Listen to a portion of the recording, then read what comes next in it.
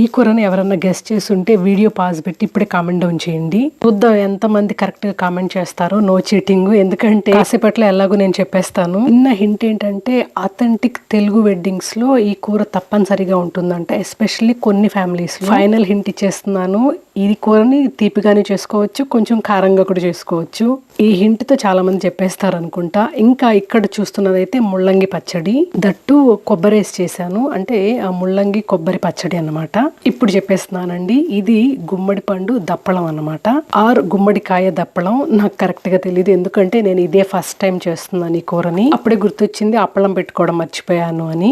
తాళింపు అయితే ఏం చేయలేదు, ఎందుకంటే పచ్చడి ఎలాగో ఉంది, కూర ఉంది కదా అని అప్పడాలు వేయించేసాను అన్నమాట.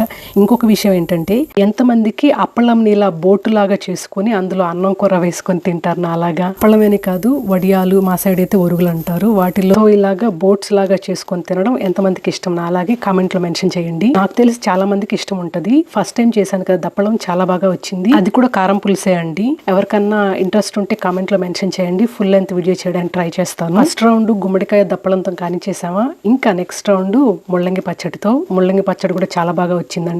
మీరు ఇంతవరకు ట్రై చేయకుండా అంటే కొబ్బరి ట్రై చేయండి. So this is our simple meal plate for Saturday lunch.